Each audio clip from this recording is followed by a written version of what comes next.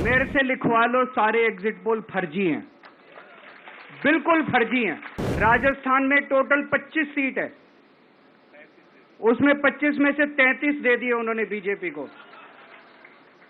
ऊपर से आया होगा भाई बीजेपी को ज्यादा देने हैं। गिनती से 3 दिन पहले फर्जी एग्जिट पोल कराने की क्या जरूरत थी, ये समझने वाली बात है। एक छोरी ये चल रही है कि अगर इन्होंने कल ही कम सीट दिखा दी होती एग्जिट पोल वालों ने, इन दोनों के खिलाफ आरएसएस में और बीजेपी में कल ही बगावत शुरू हो जाती, 4 तारीख तक इंतजार ही नहीं होता। कल एग्जिट पोल आए हैं, मेरे से लिखवा लो, सारे एग्जिट पोल फर्जी हैं, बिल्कुल फर्जी हैं। एक एग्जिट पोल वाले ने राजस्थान में टोटल 25 सीट है, उसमें 25 में से 33 दे दिए उन्होंने बीजेपी को। ऊपर से आया होगा भाई बीजेपी को ज्यादा देने हैं, तो उसने कहा मोदी जी क्या याद रखोगे आप भी, आपको 25 में से 33 दे दिए।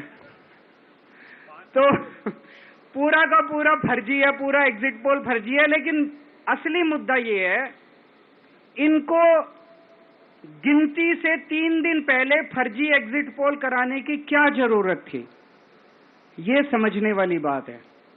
मेरे को भी समझ नहीं आया, कई सारे लोगों की कई सारी बातें चल रही हैं।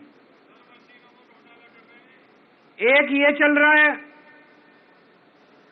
कि इन्होंने मशीनों का घोटाला कर दिया, लेकिन मैंने संदीप पाठक को भी बोला है और मैं सारे इंडिया गठबंधन की पार्टियों को बोलना चाहता हूं, अपने अपने काउंटिंग एजेंट को बोल दो, पूरी तरह से सतर्क रहे।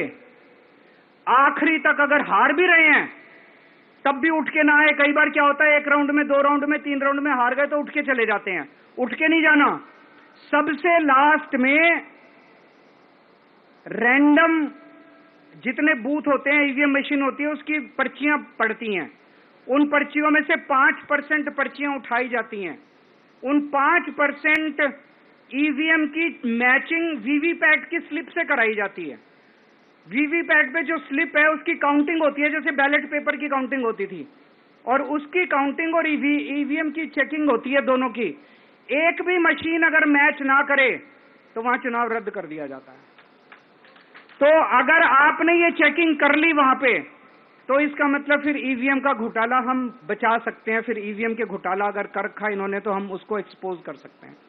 तो सब लोगों ने लास्ट तक रुक के, आपका कैंडिडेट हार भी रहा है तब भी आखिरी तक रुक के आपको ये ईवीएम की चेकिंग करा के आनी है, ईवीएम और वीवीपैट की मैचिंग करा के आनी है।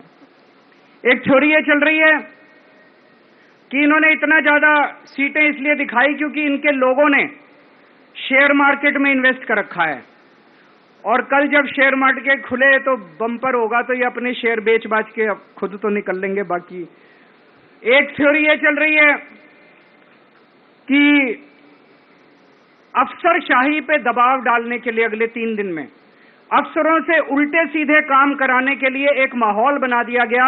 भाई आ तो हम ही रहे हैं, तो हमारी बात मानो, उल्टे सीधे काम करो, काउंटिंग में गड़बड़ कराएंगे, सब कुछ करेंगे।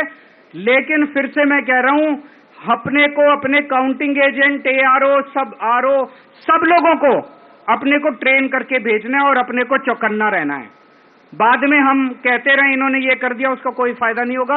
अभी अपने को चौकन्ना रहना है। एक छोरी ये चल रही है कि अगर इन्होंने कल ही कम सीट दिखा दी होती एग्जिट पोल वालों ने, तो हो सकता है कि इन दोनों के खिलाफ आरएसएस में और बीजेपी में कल ही बगावत शुरू हो जाती, 4 तारीख तक इंतजार ही नहीं होता, हो सकता है। तो कई सारी थ्योरी चल रही हैं, लेकिन अपने को सतर्क रहना है, चौकन्ना रहना है। मेरा अपना मानना है कि 4